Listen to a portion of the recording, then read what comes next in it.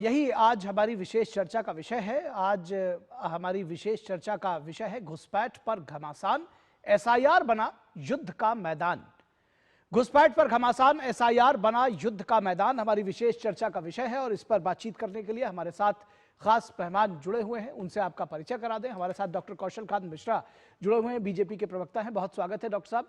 और हमारे साथ advocate Nikhil Jain political analyst हैं और कांग्रेस के समर्थक जाने जाते हैं, तो कांग्रेस की नीतियों के समर्थक हैं, तो कांग्रेस का रुख रखेंगे। एडवोकेट निखिल जैन, बहुत स्वागत है आपका भी। और आपके साथ हमारे साथ एक और मेहमान जुड़ेंगे इस कार्यक्रम में आगे। उससे पहले हम चाहते हैं कि इस चर्चा को शुरू करें एडवोकेट निखिल जैन के साथ में। सीधा सीधा ये कि अगर अवैध घुसपैठ नहीं है, या आप लोग कहते हैं कि सारी चीजें ठीक है, तो एसआईआर का विरोध क्यों? नहीं निखिल जी, सबसे पहले तो ये किसी ने नहीं कहा है कि अवैध घुसपैठ नहीं है। अवैध घुसपैठ है। भारत कुल सरकार मिलाकर के मंत्री एसआईआर का खुद विरोध क्यों है, ये सवाल संसद दरअसल के ये पटल पे मान है जी। चुके हैं कि देश में 2 करोड़ से ऊपर अवैध घुसपैठिए कहिए या फिर उनको गैर कानूनी अप्रवासी कहिए, इलीगल इमिग्रेंट कहिए, जो भी कहिए, 2 करोड़ से ज्यादा देश में है। एसआईआर का विरोध इसलिए है क्योंकि एसआईआर से इलीगल इमिग्रेंट्स पे, घुसपैठियों पे, इन पे तो प्रहार हो नहीं रहा, पर देश की गरीब जनता पे हो रहा है। मैं बता देता हूं क्यों। बिहार में इतनी बड़ी एसआईआर की एक्सरसाइज हुई, 69 लाख नाम काटे गए, लेकिन जब चुनाव आयोग से पूछा गया कि इसमें से कितने नाम ऐसे कटे हैं जो अवैध घुसपैठिए थे, अवैध नागरिक, मतलब अवैध प्रवासी थे, तो चुनाव आयोग ने एक का नंबर भी नहीं दिया। बंगाल में भी अभी 58 लाख नाम कटे हैं, उसमें भी एक का नंबर भी नहीं दिया।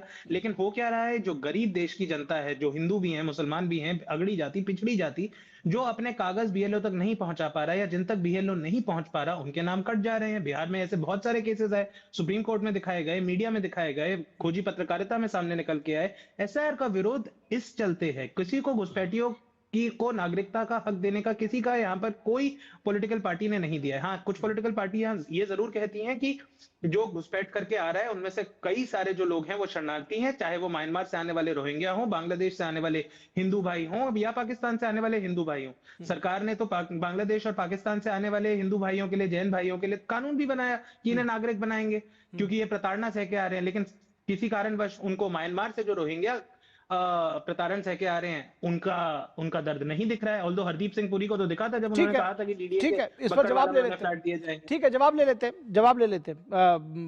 डॉक्टर कौशल कांत मिश्रा, एक तो इनका कहना है कि 65 लाख नाम बिहार से कटे, और फिर भी एक भी घुसपैठिए का नाम चुनाव आयोग ने नहीं बताया। मुझे नहीं मालूम कि घुसपैठियों का नाम चुनाव आयोग को बताना है या नहीं बताना है, लेकिन 65 लाख नाम कटे वहां पर और कोई भी घुसपैठिया नहीं गया। 58 लाख नाम यहां अभी तक कटे हैं, कोई भी घुसपैठिया है कि नहीं, ये कैसे तय होगा? ये एक सवाल निखिल जैन उठा रहे हैं। निखिल जी, सबसे पहले तो इत्तेफाक से आप भी निखिल ही हैं, तो थोड़ा मैं कंफ्यूज हुआ। ठीक है, खैर, तो मैं जैन साहब की बात कर रहा हूँ जो एडवोकेट भी हैं।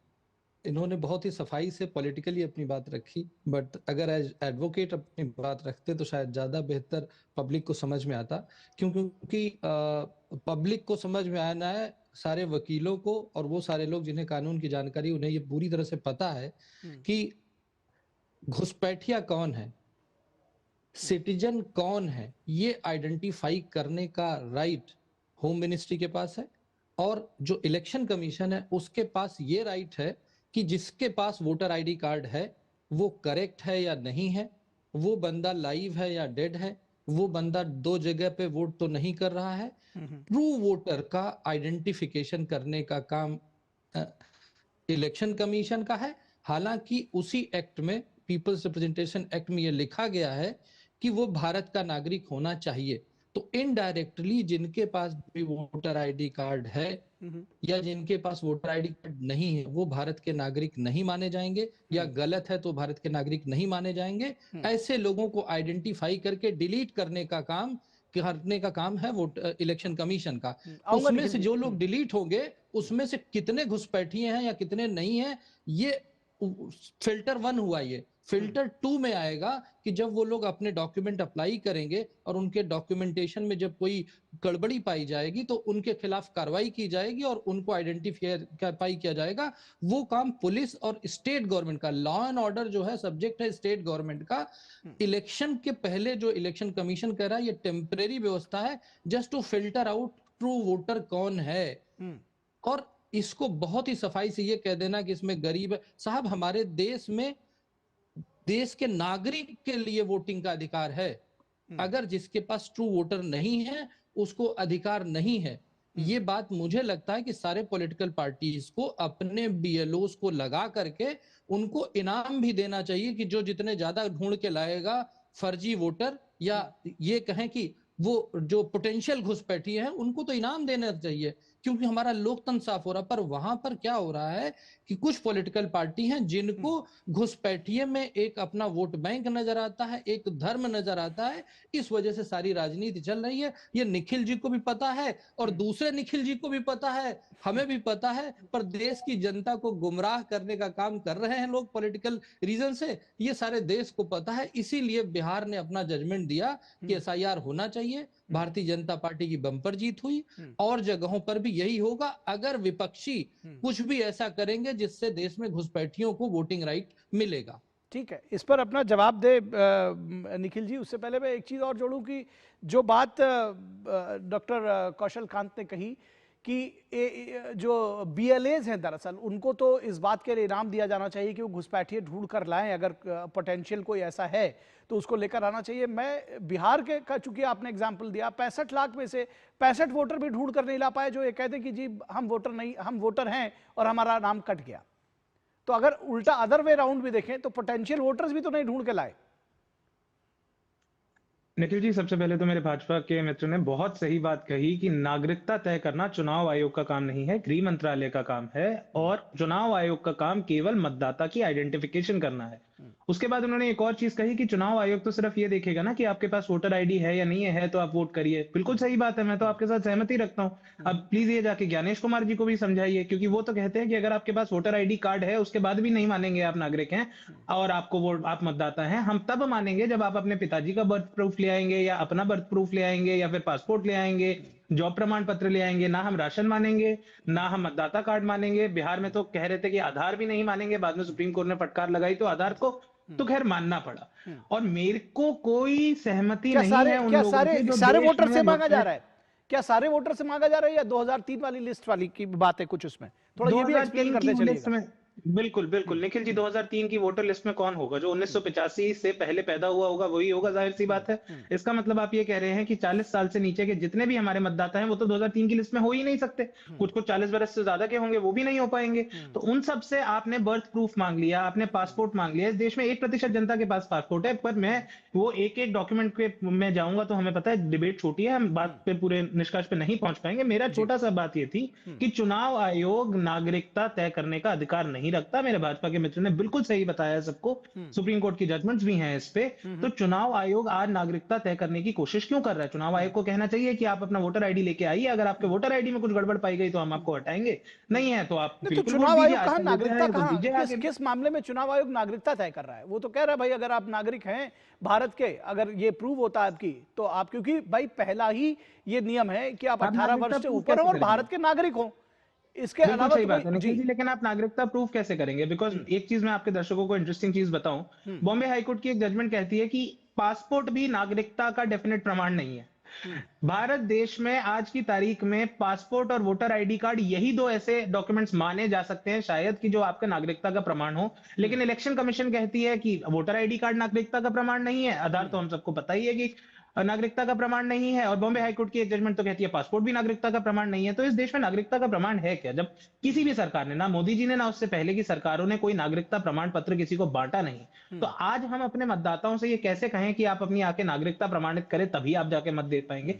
तो आपका कहना है कि जो गरीब है, मजलूम है, जैसा कि शब्द आप लोग जिनका इस्तेमाल करते हैं कि वंचित है, उन सब के जो वोट है वो काटे जा रहे हैं। दरअसल घुसपैठियों के पास भी voter list, voter I card हो सकता है, लेकिन बावजूद उसके जो काटे जा रहे हैं नाम, वो बेचारे गरीबों के काट दिए जा रहे हैं, जो नहीं समझ पाते उनके काट दिए जा रहा है। आप ये कहना चाह रहे हैं, इसका जवाब ले लेते हैं। डॉक्टर कौशल कांत मिश्रा बहुत देर से कुछ कहना चाह रहे हैं शुरुआत से जी।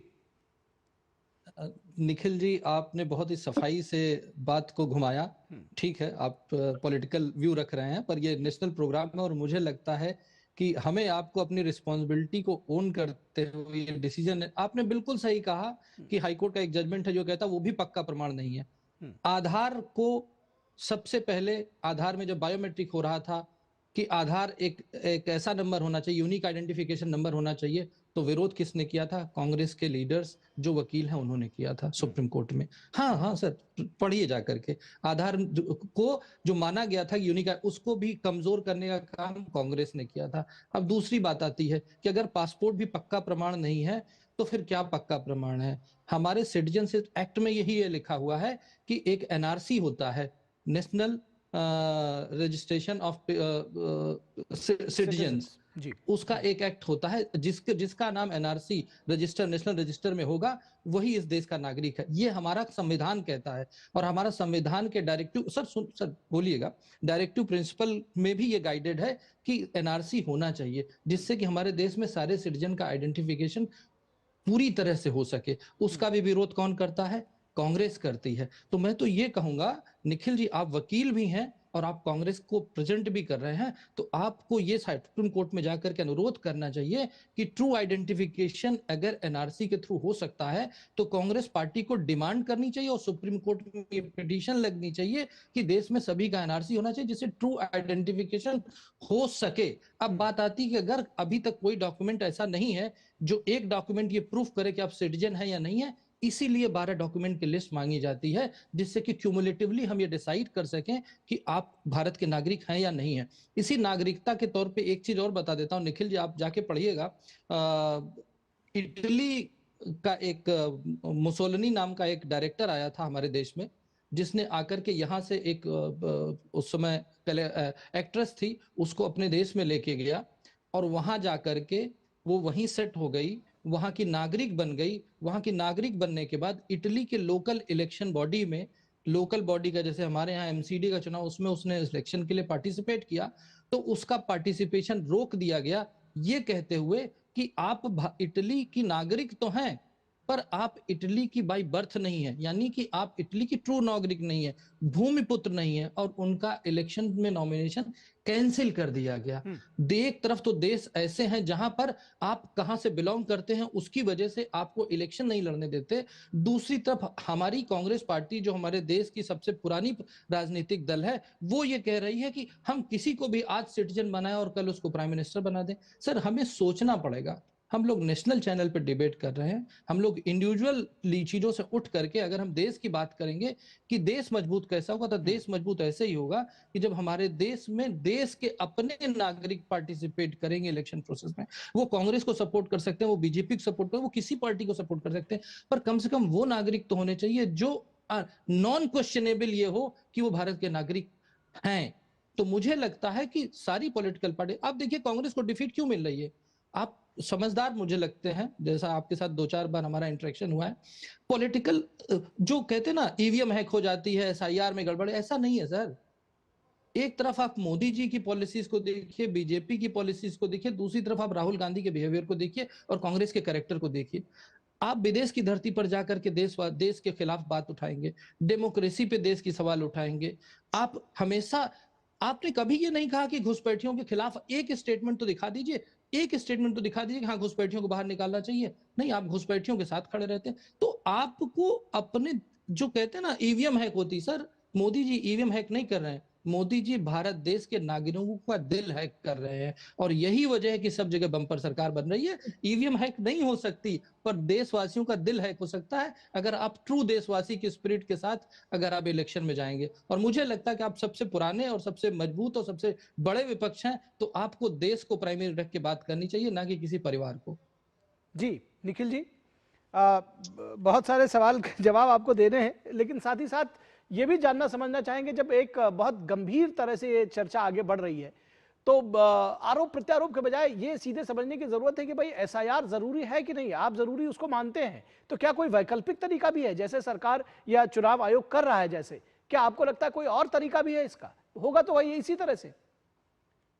निखिल जी, जाहिर से एक और तरीका भी है। 2002 में भी इसी प्रकार की एक एक्सरसाइज हुई थी और उस समय 1 से 2 साल लगे थे इस एक्सरसाइज में। आप सिटीजन्स को टाइम दीजिए, बीएलओस को टाइम दीजिए। आप देखिए देश भर से खबरें आ रही हैं, बीएलओ सुसाइड कर रहे हैं क्योंकि वर्क प्रेशर इतना ज्यादा है, लोग परेशान हो रहे हैं। आप खुला समय दीजिए नागरिकों को, सरकार के सिस्टम को, और आप करिए, कोई आपको नहीं रोकेगा। लेकिन आप ऐसी हबड़ तबड़ मचाएंगे, उसमें बहुत लोगों के गलती से नाम छूटते हैं। ऐसे लोगों को सुप्रीम कोर्ट ने, विपक्ष ने विपक्ष ने सुप्रीम कोर्ट में प्रस्तुत भी करा था। ऐसे लोगों को खोजी पत्रकारों ने भी ढूंढा है। तो जी ऐसी बात नहीं है कि गलती से नाम नहीं कटे गए, जी। गलती से हो या गलत मंशा से हो, जो भी है, लेकिन हम्म, जिनके नहीं कटने चाहिए थे उनके नाम कटे हैं। दूसरी बात, एनआरसी का जिक्र करा मेरे भाजपा के मित्र ने। जी उन्हें एक चीज मैं बता दूं कि संविधान में एनआरसी का कोई जिक्र नहीं है। सिटीजनशिप एक्ट 1955 में जिक्र है, हम्म, और उसमें भी 2004 दिसंबर में एक अमेंडमेंट करके ऐड करा गया सेक्शन 14A, जहां पर हम्म, नेशनल आइडेंटिटी कार्ड्स का जी यूपीए सरकार ने ऐड करा। लेकिन उसके बाद 11 साल मोदी जी की सरकार रही है, उन्होंने एनआरसी नहीं बनाया। हम्म, एनआरसी की जब पहली एक मुहिम चली, असम में चली, सुप्रीम कोर्ट के जांच पड़ताल में चली, तो पाया गया कि 19 लाख लोग असम में घुसपैठिए थे। उन हम्म, 19 लाख लोगों में से 5 लाख मुसलमान समुदाय के पाए गए, हम्म, 14 लाख हिंदू समुदाय के पाए गए। बीजेपी ने कहा नहीं नहीं, हम तो ये नहीं मान रहे एनआरसी को, अब हम एक दूसरा एक्ट लेके आएंगे जहां पर बांग्लादेश, पाकिस्तान और अफगानिस्तान से आने वाले गैर मुसलमान धर्म के जितने भी लोग हैं, उन हम्म, सबको हम मानेंगे कि ये प्रताड़ित है और हम इन्हें नागरिकता देंगे। हम्म, और उसके बाद अमित शाह ने जब कहा एनआरसी करेंगे, हम लोगों को निकाल देंगे, ना आज तक वो एनआरसी कर पाए, ना कितने ही लोगों को सीएए के अंडर और हम्म। नागरिकता मिली, और आज आके वो कह देते हैं कि ये सारे लोग घुसपैठिए हैं। ठीक है, क्योंकि अभी तो भाजपा के मित्र कह देंगे ठीक कि है। हम हिंदू मुसलमान नहीं करने बैठे, तो हम्म, अगर हिंदू मुसलमान नहीं करने बैठे तो बांग्लादेश से आने वाले हिंदू भी घुसपैठिए हुए, मुसलमान भी हुए। हम्म, या तो इन्हें बोलना पड़ेगा कि खाली ठीक मुसलमान है। घुसपैठिए। लेकिन अब बात इन्होंने ईवीएम ये हैकिंग की जब बात करी। घुसपैठिए ईवीएम घुसपैठिए हैकिंग तभी पे कहेंगे, सबसे बड़ा, निखिल जी, सबसे पहले निखिल तो जी, पूरी एक घुसपैठिए किताब तभी लिखी। कहेंगे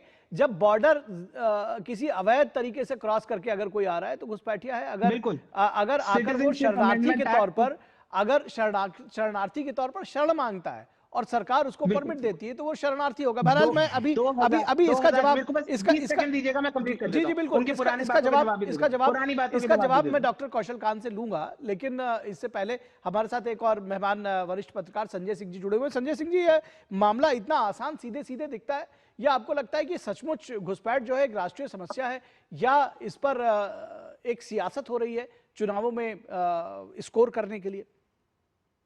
देखिए, ये बहुत अच्छी बात है कि घुसपैठ पे भी बात हो रही है, क्योंकि बहुत लंबे समय से इस चीज को कारपेट के अंदर जो ये जो भी ये था गर्द, उसको दबाया हुआ था। हम्म, असम के केस में सुप्रीम कोर्ट के वर्डिक्ट से आईएमडीटी एक्ट को जिस समय में की बात चली, जिस समय हम्म, उसको लगाया गया और जिस तरह से निरस्त किया गया, उसके बाद ये चीज बिल्कुल प्रमाणिक तौर पे आ गई थी। जिस समय एनडीए की सरकार नहीं भी थी, उस समय भी वहां से आप गवर्नर के और बाकी जो एजेंसीज की रिपोर्ट देख लीजिए, हम्म, उसमें घुसपैठ की बात थी। घुसपैठ की बात देश के अन्य राज्यों में भी निकल करके आई है। तो ये एक गंभीर समस्या है, और ये अच्छी बात है कि भाजपा सरकार, मोदी सरकार इस पे खुल करके बात कर रही है। हम्म, किसी भी देश में अगर आप शरणार्थी होकर के आते हैं तो उसके तरीके अलग हैं। अभी सुप्रीम कोर्ट ने भी उस पे अपना एक ऑब्जर्वेशन दिया एसआईआर हम्म, के मामले में, और रोहिंग्या के मामले में हम्म, किसी ने अपनी दरख्वास्त फाइल की थी। उस ऑब्जर्वेशन पे भी अब आलम ये है कि कई मतलब टॉलरेंस इंटॉलरेंस का या सिर्फ अपनी बात कहने का, ये जो लेफ्ट लिबरल का इकोसिस्टम है, कि वो जज पे मतलब वो सारे लोग लग गए, और कई पुराने जो भी मतलब कोट अनकोट नामचीन लोग होते हैं जुडिशरी के भी, कई लोग उनपे ये ऑब्जर्वेशन देने के खिलाफ लग गए। तो ये एक अजीब सी स्थिति है हम्म, कि आप घुसपैठ के खिलाफ बोले, अगर आप बोले कि हाँ, अगर उनको आइडेंटिफाई करें या उनको बाहर किया जाए, तो सुप्रीम कोर्ट के जजेस को भी नहीं बख्शा जा रहा है। सुप्रीम हम्म, कोर्ट के अंदर एक ऑब्जर्वेशन देने के लिए, और ऑब्जर्वेशन क्या था कि कोई हम्म, इस तरह का कानून है जहां उन्हें शरणार्थी, या कहीं कोई सरकार का वर्ड है जिन्हें शरणार्थी दिया जाए। आप एक सिस्टम देखिए, एक अगर रोहिंग्या को बाहर किया जाता है या किसी घुसपैठियों को बाहर किया जाता है, पता नहीं कहां से ये नामचीन वकील मतलब सारे उनके पक्ष में खड़े हो जाते हैं। मुझे ये चीज बिल्कुल मेरी समझ के बाहर है कि हम आप अगर एक कोर्ट केस करने जाएं, सामान्य सा कोर्ट केस, तो उसके पहले आप अपनी आर्थिक व्यवस्था को देख करके 50 बार सोचते हैं, और जी, वहां एक से एक नामचीन कैसे वकील खड़े हो जाते हैं देश में। हम्म, ये भी चीज बड़ी अचरज सी बात होती है। ये अच्छी बात है कि एसआईआर के माध्यम से भी कई वो डिसएनफ्रेंचाइज हो रहे हैं। अब देखिए, ये जो कतार लगती है उसके साथ बहुत सारी चीजें हो रही हैं। एसआईआर का जी, मुद्दा सुप्रीम कोर्ट में भी चला, बहुत सारे और भी केसेस फाइल हो गए हैं, मतलब पता नहीं कितना लेंदी प्रोसेस हो गया है उसको समझना समझाना। तो हम्म, खैर, एक उस पर काफी लंबे समय से डिबेट चल ही रहा है। बिहार हम्म, में सफल तरीके से एसआईआर हुआ, कम ही ठीक, समय में हुआ। मैं हम्म, भी बहुत स्केप्टिकल था जिस समय बिहार में 2 महीने के अंदर वो कंप्लीट होना था, बहुत स्केप्टिकल था। फिर वहां हुआ, ठीक है। चुनाव हुए, उसके बाद कोई ऐसी इशू आई नहीं कि उसमें गड़बड़ी हुई। बिल्कुल। और ये निश्चित तौर पर ये सवाल तो बार बार उठाया जाएगा कि भाई जब एसआईआर हो रहा है तो ये भी तो समझने की जरूरत है कि ये तो लोकतंत्र को मजबूत करने के लिए ही हो रहा है। इसके तरीकों पर जरूर कांग्रेस पार्टी सवाल उठा रही है, लेकिन इसके औचित्य पर तो कम से कम सवाल नहीं उठाया जा सकता। ये चर्चा फिलहाल हम आज यहीं रखेंगे, यहीं तक रखेंगे। अपने सभी खास मेहमानों का धन्यवाद करेंगे, डॉक्टर कौशलकांत मिश्रा आपका, एडवोकेट निखिल जैन आपका और संजय जी आपका भी। और यहां रुकेंगे एक छोटे से ब्रेक के लिए, कहीं मत जाइएगा। ब्रेक के बाद